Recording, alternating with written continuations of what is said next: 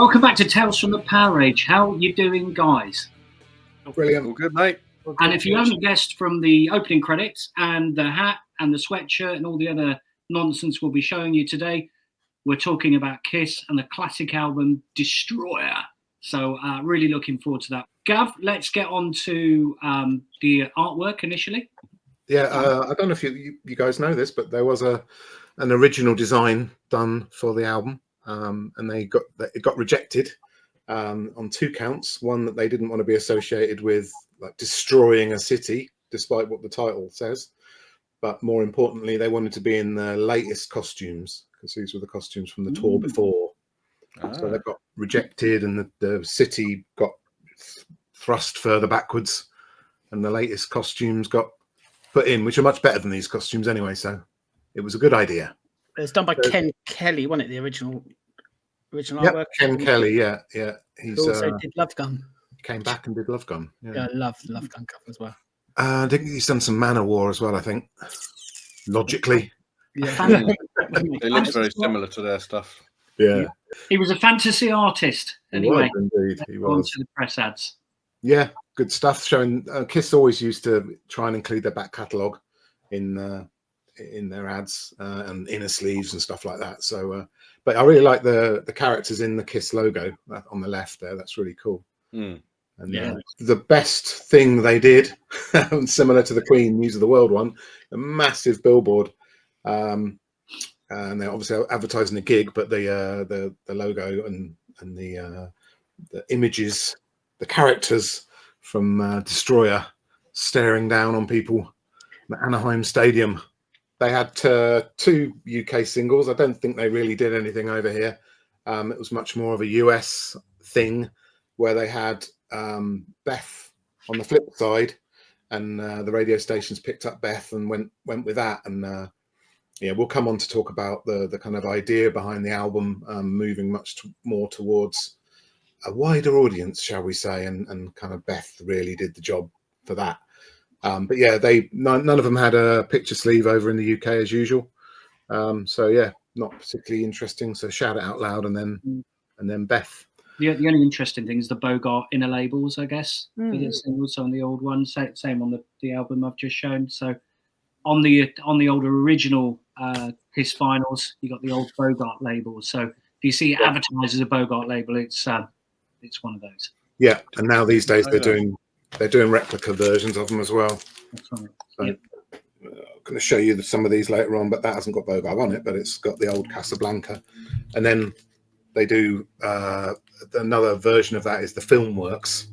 So when Casablanca tried to start a film company, you got that written as part of the Casablanca logo, and it got a bit more kind of elaborate as well, with camels and things like that on it. And Gavin, you've mentioned before that the album that preceded this, which was Alive, not only saved Kiss, but it saved the record company as well, didn't it? That's right. Yeah, Alive was their records had done okay, but they never really captured Kiss at their best. And I think the record company were just ploughing money into it, and they decided a cheap option, which it is relatively, is to do a live album, and that double live album not only represented them well, it sold brilliantly. So yeah, this was coming off the back of that success, really. So instead of spending 2 weeks in the studio, they spent 2 months in the studio, and put a lot more thought and effort into the sounds and the songwriting and the performances. So yeah, that's a good point, Dill, that it was groundbreaking in the fact that they had some money in the pot and a bit more faith in the process, I think. Any other notable bands on Casablanca that anyone know? Mostly disco. Really? Yeah, like Donna Summer and people like that. Oh, okay. Village People. In fact, it's similar to the label that Saxon ended up on, the Carrera thing. That was mostly disco as well. So, very strange. But next up is the actual album itself. So yeah, like I said, this time they wanted to get a bit more of a broader fan base. Ezrin went to one of their shows and thought they were all spotty 15-year-olds. And he said, you need to get out of that. You need to get some girls there. You need to get some sophistication. You can't just be singing about private parts and rock and roll and partying.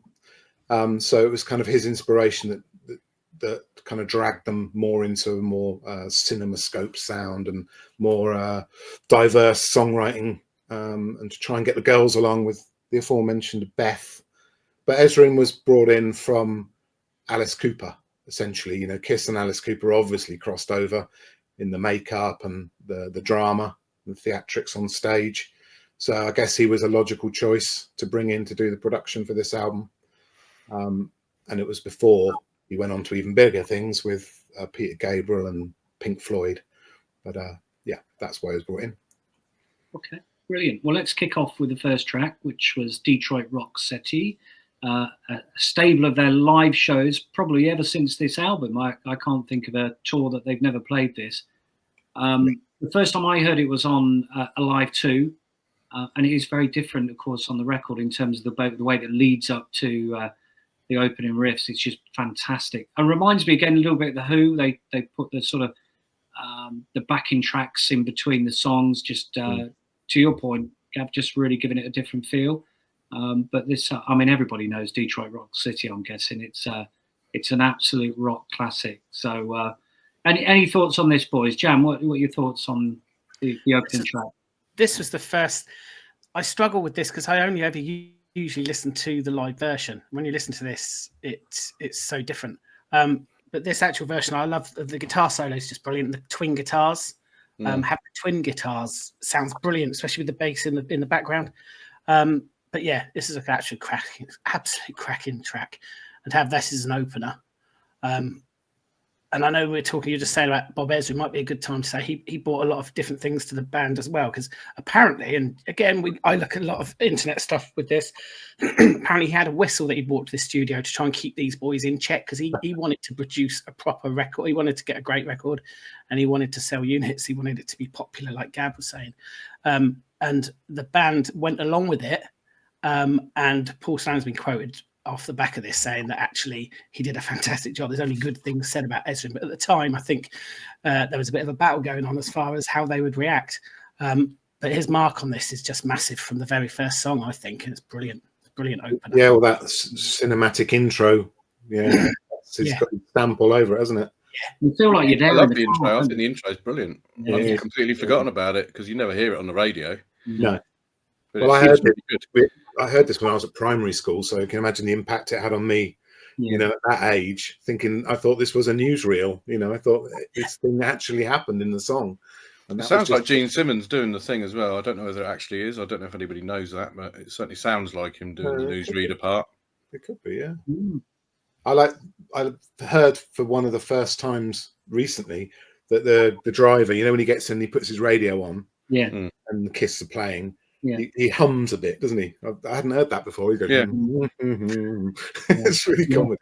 It's good. And the car keys, I mean, they sound brilliant, don't they? Just all those little things that you wouldn't even put in a car. Nobody puts a key in a car anymore, do they? No. I do. Yeah, so do I, but okay. So yeah, I guess we should explain this as well, that the second column is who's singing it, and the third column is who wrote it. So as you can see, that Ezrin got his pause on some of the songwriting credits as well. Yeah. I think he was playing the piano a lot, and he went round most of them, in fact. Yeah, I think there's too much piano on it personally. I'm listening to it today thinking I could wish that was a guitar rather than a piano. On some of the softer songs. Anyone would think that the producer had his, as you say, he's playing the piano. Oh, I know. All this, and it gives it more depth. But a lot of the songs that you remember being quite rocky aren't that rocky on this, you know, especially some of the later songs on this. But so straight in there with Paul singing, and then a second one, Paul singing "King of the Nighttime World." Gappy, any thoughts on this? Well, it's my favourite song on the album. Really like this one. I mean, you can see from you've got Paul Stanley doing only his second song on there, and he does two more, which is strange, especially when you've got 4 Gene songs on the trot. It's weird to see that happening on Kiss albums. But I really love this song. Excellent. Yeah, it's brilliant, isn't it? Journey from Detroit going straight into this though with that hell note is just so joyous. It's brilliant. It links so seamlessly. It's totally different as well to the first song, isn't it? It's But it just creates such a link. It's just like, whoa. I love the verses. I'm not so keen on the chorus. Never was. I love yeah. Yeah, so a great song. Again, played live over the years. And the way that the song manifests itself works brilliantly with explosions, as does Detroit Rock City. So they're almost written to be live tracks. Yeah. So you, when you're hearing it on this record, you're thinking, that's where the explosion's going to be. Well, that's where the explosion is when you see them live. So, yeah, super. Absolutely great song, this. And like you, Gaps, this is my favourite song on the album. I think it's brilliant. A timeless song, right? So you can listen to this now and it still sounds amazing. But Kiss are that band, Dill. Were you saying that? Kiss are that band. There's so many of their tracks. I Was Made for Loving You, for instance. I can't listen to that without, even if it's not without knowing exactly where all the explosions are. And it's a testament, I suppose, to how Kiss have ingrained their live show throughout our however many, throughout the 50 odd years that we've been alive. It's amazing, isn't it? That this is where the explosions are. It's just nuts. Brilliant. Brilliant. Right, that moves us on to God of Thunder, which is Mr. Simmons' first track on the album in terms of singing. So, Gav, any thoughts on God of Thunder? Yeah, surprisingly written by Stanley. Yeah, it is a surprise. Because I think he wanted to write a song that was suitable for Gene. His persona. And dark, the dark persona. I don't want to be controversial here, but I bloody hate the kid on it. I was praying when they did the new versions, the Resurrection mixes, that there'd be one without the kid. And who was it again? It was... was that David and Josh Ezrin? Yeah, thought it was Bob Ezrin. Yeah. So it's probably unlikely that he's going to remix it without his kid on it. But, no. I get why it's on there. It's kind of frightening. He's frightening the kid, and he's but it's so loud in the mix, and it's so intrusive that I think it'd be brilliant to get a version without it on, studio version. But that's just me. But it did make the record slightly different, didn't it? So there were concept albums that we've already mentioned came out in the early 70s that did sort of these sorts of things. I think it's quite good. I think it sets the scene for the song really well, sounding like little demons. I think it's really quite good. I know why it's there, and I don't think it's not right in its original context, but I would love a version without it. So this is one with which is a more rocky one that's got the piano in, isn't it? It's quite high in the mix as well. Yeah, God of Thunder, ding, ding, ding. You can hear the piano. Yeah. And after your controversy, Gav, I don't want to be controversial, but this would make, we're going to see our top fives later on, but this would make my top five. But I just don't like this version. It's a cracking song. I think it's a brilliant song, but this version doesn't float my boat at all. I think the echoey vocals sound pretty dated, and it doesn't feel like when you hear or see it live. This is one of those tracks. So yeah, for me, this isn't my favourite version of this song, basically. Fair enough. Okay, so there was a real change in style for the next song with Great Expectations.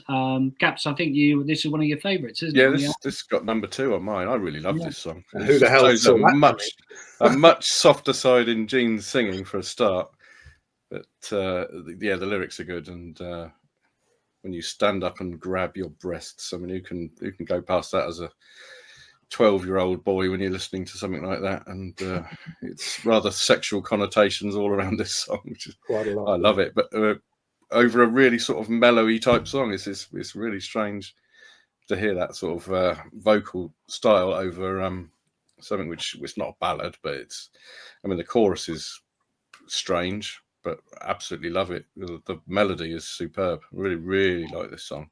And I love Gene when he sings like this. He's superb. Yeah, he's got a good, clean voice. He's got a great voice, yeah. He's got a great voice. So some of the best songs. Okay, Jam, any thoughts around Great Expectations? Not my cup of tea as such. I understand, obviously, I think it was when I was doing my research, Brooklyn Boys Choir provided the extra vocals on here. So I get it. It's nice, but wasn't my thing then. It's not really my kind of thing now, but yeah, it adds a kind of interesting dimension to this record. And I think one of the reasons we picked this record as well is it's got so much to it. There's so much variation in it. It's totally different to the previous track. Yeah, totally different. Yeah, and it's got choir and an orchestra, and yeah, very different. Yeah, it's quite amazing. They really stretched the boundaries on this one. So yeah, should we break up the song list with showing some formats? Yeah, Cool. let's do that. Great idea. So let me briefly show you my little stash. I went through a stage of collecting a lot of Kiss, so bear with. I've got. It'll be brief. 8 to show you. I think that deserves a big. It deserves bigging up. Yeah. I had that poster when I was a kid. You probably remember it on my bedroom wall. Yeah, I certainly do. I absolutely bloody love that picture. Where's it gone? I don't know. Wish I had it. It's worth something. And then there's a big old booklet inside as well. All the tapes and loads more pictures. So that's lovely. Moving on, there was a re-release. German. German. Yeah. So this has also got a little with the original artwork on the front. Yeah. So it's got the original art. Yeah. They did a version called the Resurrection version. I just chose. It says Resurrection down the bottom there. I chose to get it the German version because the collectible. I think it's nice. I've got the CD as well, and they did quite a nice job with the CD because they did the label as the CD. Yeah, I love it. Oh, I do that. Yeah, I do. That's Yeah, cool. I like that. Then we And go it's to, got the inner cover as well, Gav. Yeah. On the CD, which is cool. and then this is just a 2014 remix. Oh no, not remix, remaster. So it's a good. Yeah, that's the good one I've version. heard most recently. Then we got a French one from back in the day. Rock. That's on Vogue. Oh, David Coverdale fame. Yeah, we've got that on as well. Yeah, this is a Pi, so that's UK. Yeah. Is that the blood red one, Gav? Yeah, they're kind of translucently red if you hold them up to the light. And then finally, this one is, I think it's an original UK. So got the sleeve there. So that's it. And then part of the remastered series, there is a double edition as well, which I do have, but I can't lay my hands on it right now. So that's my stash. Obviously a fan of the album. I think you are. You got anything to show, Dale? Well, the original UK, I like Jammer got the nice price one as well. I got loads of other Kiss bump, but not necessarily from Destroyer. Right. I don't know if you heard me say we did a Kiss special podcast, didn't we, about vaults for Kiss? We did. I don't remember seeing all that Destroyer stuff, and there's loads of other stuff though, isn't there? So if anyone wants to check, if anyone's watching this now, you're going to find that really interesting because there's some really decent stuff on there, isn't there? Probably. Yeah, that's not just vinyl, is it? It's everything that some of the good stuff. Yeah. It's the quality, just the decent. Also decent. got Metallica, Maiden, DC in the same series. If you want any more of that, let us know because we've got a bit more stuff to show.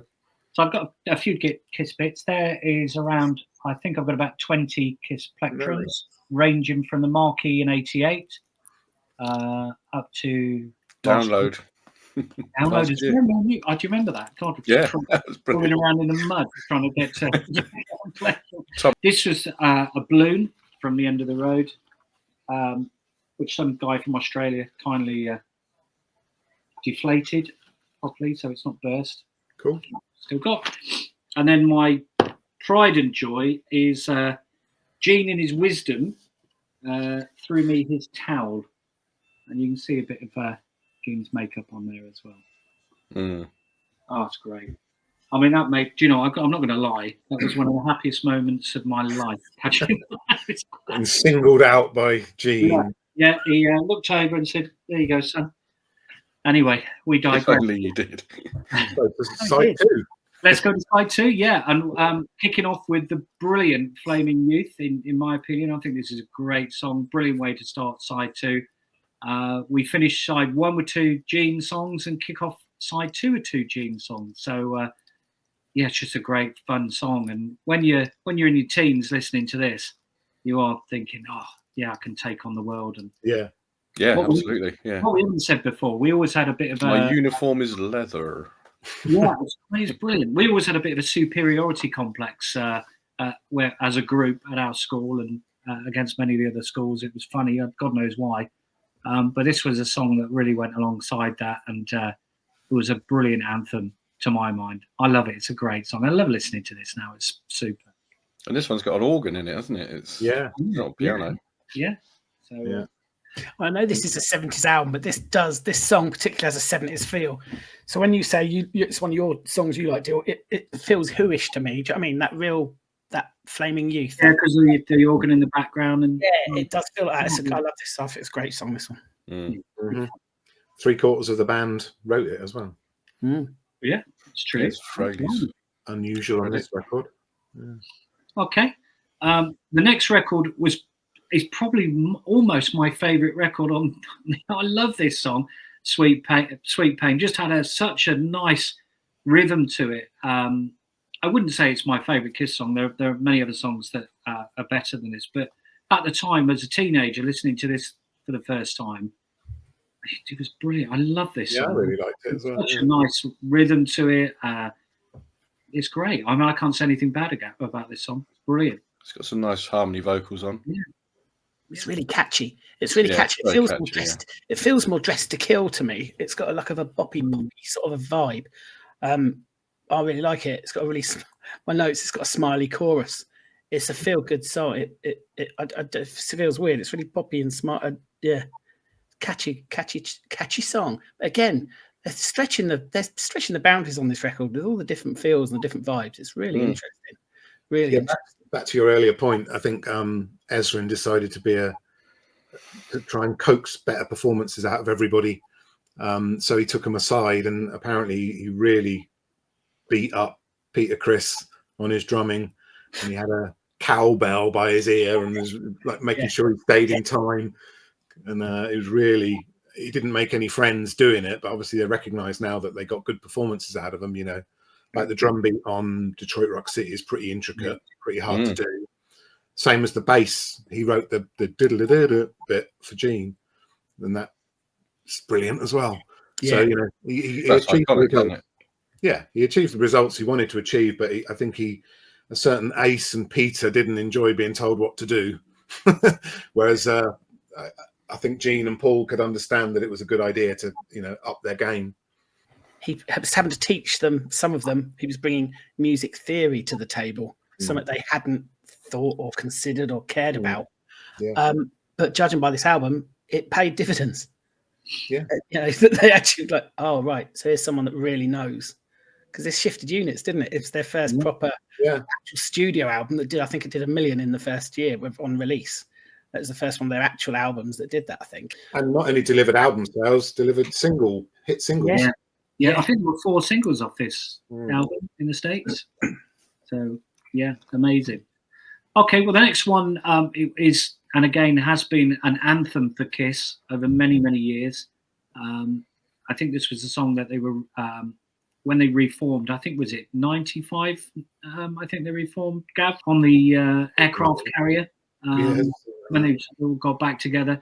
But there's a brilliant video when they played the first live show at Tiger Stadium, proper Shout It Out Loud was the clip where they show all the different parts from the show, and that was the bit that really they were advertising Kiss were back. And this is a great song as well, isn't it?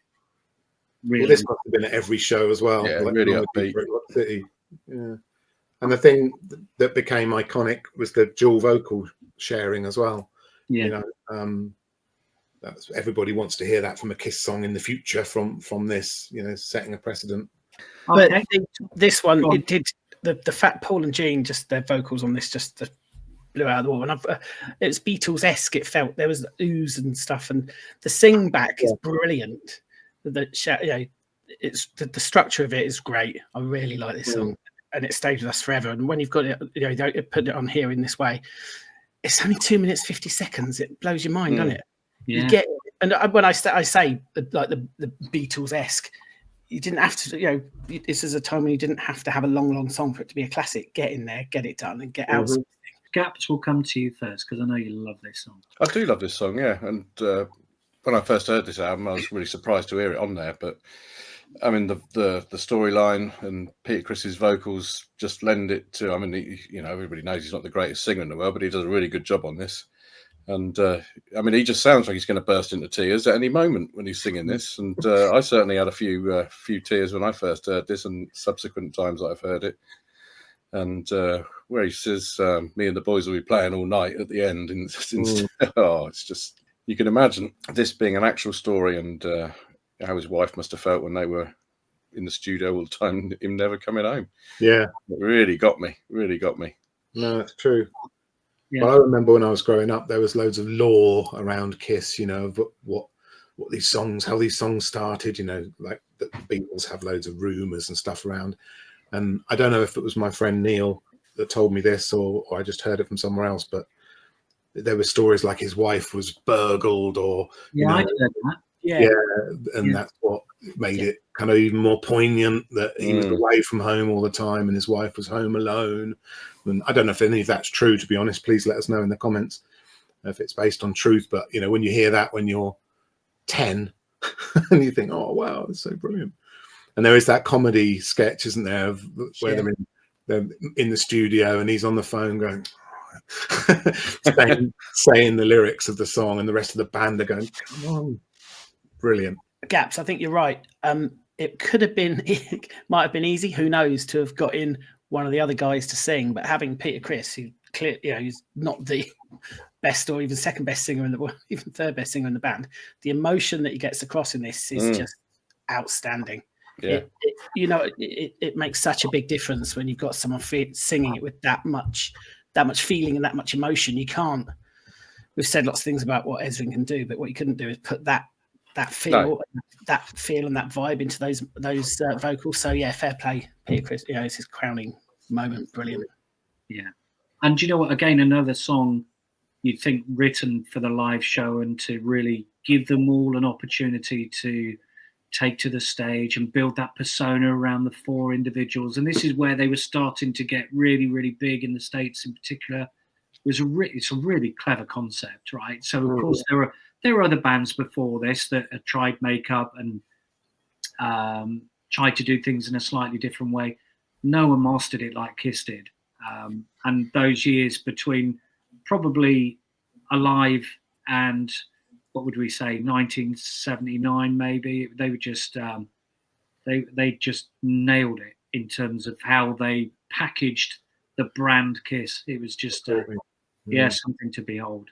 Okay, so let's move on to "Do You Love Me." This was covered by the Struts on a record not too long ago. It was, during COVID, wasn't it? Yeah, it's good to a reminder. I mean, this is probably an underrated classic, if I'm honest. And any thoughts on this one? Gav, kick off for you. The thing that was strange about that cover version that the Struts did was in interviews, the singer said, we weren't really covering the Kiss version, we were covering the Girl version.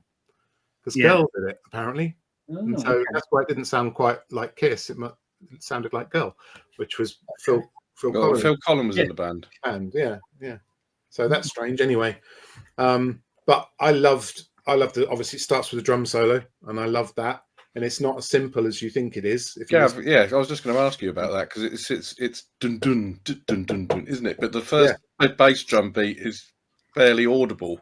Yeah, you could think it's dun dun dun dun dun, but it's not. It isn't, is it? There's loads of little ghost notes in there. Yeah, it's really clever. Again, something you don't get these days, really, because everything's gated and compressed. But yeah, that's really lovely. And on the newer version, they brought that out even more. It's really cool. I love it, and I love the arrogance of it. And so arrogant, isn't it? The story, that you can have all this money, you can have all this fame, but when it comes down to it, do you love me? It's really good. Just the singing over the drums at the beginning without any other instruments is just awesome. Yeah. I've always loved that song. Just how irresistible Paul Stanley is, and he sounds so good in this. And that's exactly what Gav just hit down the head. All of that, everything that they or he has got. It's like, do you love me though? I've got this, I've got that, I've got that. Come on, tell me. Do you love me? And it's just brilliant. It's just superb. That guy is even the fans know your face from out of a magazine. It's just superb. I love it. I think it's a brilliant closer, because you'd think they might have had enough of that. They've had enough massive songs in that album, and then suddenly it's like, do you love me? But no, I really, it's a cracker. It's a great one. Brilliant. Yeah, totally. Please get involved with us with the in the comments, but please give us a subscribe. That's really, really important to us because it helps the algorithms and it helps us keep this thing going. So give us a sub, give us a like, tell us what you think. Right, there's the track list. We're now going to go on to our top 5 from Tales from the PowerAge. These are the ones that that we chose. So Gaps and I both chose King of the Nighttime World, Jam, Detroit Rock City, and Gav, Do You Love Me? So a real mix, with the exception of me and Gaps on the number 1 tune. Yeah. But there is quite a mix, I guess, which shows the power and the strength of the album. I think, you know, none of us have gone for the same top 5. I don't think. I'm pretty sure we haven't. And so again, there's a real mix. Do You Love Me coming in high on 3 of us. So again, that's an underrated classic. I think doesn't really always get the attention that it deserves. I think if you look at Kiss greatest hits albums, this is not normally on there, to be fair. So it was awesome when they played it at Download. Yes, and that was wasn't really expecting that.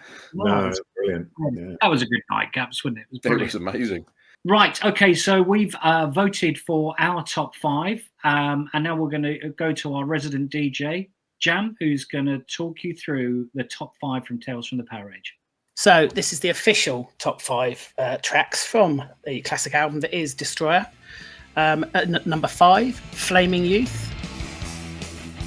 In at number 4, we've got Shout It Out Loud. Do You Love Me? Dill just mentioned that, featured highly. Do You Love Me in at 3. Number 2, Detroit Rock City at number 2, which does obviously, of course, I think you've probably already guessed, King of the Nighttime World. Might be a bit of a surprise there for some. King of the Nighttime World for us is the official number 1 for Destroyer. Thank you, Dill. Thanks, Jam. Mate.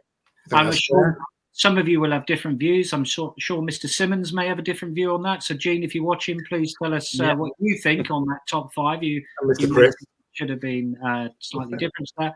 But look, I think even just looking at all 5 of those songs and the 5 that we didn't get in the top, top 5, they're brilliant. What a brilliant album. Interestingly, one of us got those. They are our actual top 5. That was myself, obviously.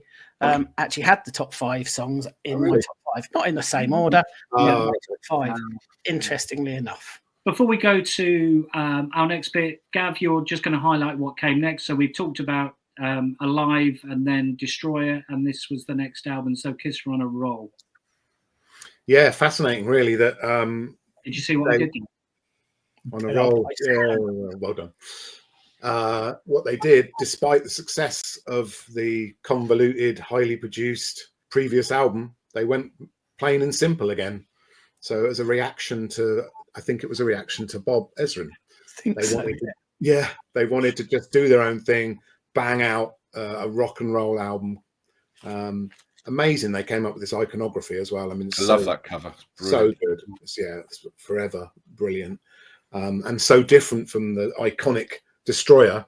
So yeah, they just called up their old mate Eddie Kramer, booked a theatre, I think, banged out some songs, mic'd them up, and did it as more of a straight ahead rocker type album, which works equally well. You know, it's not as interesting to talk about, I suppose, because of all the other stuff flying around, but it's still a blooming great album. So yeah, good job. Yeah, well done. Brilliant. Great cover as well, as you've already said. Yeah. So we've got a couple of channels. The first one we're going to talk about quickly is our live channel. And you'll be glad to know, if you're a Kiss fan, there's loads of Kiss on it. So there's Kiss from Download. There's Kiss Front Row, I might add, from the O2 End of the Road tour in 2023. And there's also the full sound check from the O2 as well, which was one of the longer ones that they did on that tour.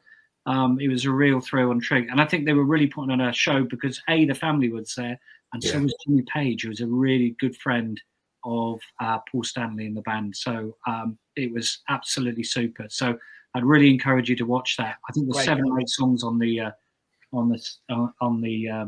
sound check. Definitely worth a watch. Lots of other stuff on there as well. So give that a like. Give it a subscribe as well, because it's a separate channel to this one. And so it's free. And it's free. Yeah, of course, it's free. So if you want to get in contact with us or see what we're up to, we're on Facebook on Tales from the PowerAge. We're also on X, on Tales from the PowerAge at TFTPA, and we're on that every day.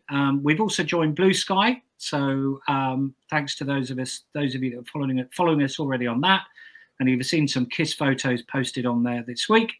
We're online on www.talesfromthepowerage.com. If you want some amazing merch, you can get that from redbubble.com merchandise, and they very often have some flash sales, so keep an eye out from that. And Gav's modelling one of the amazing t-shirts right there.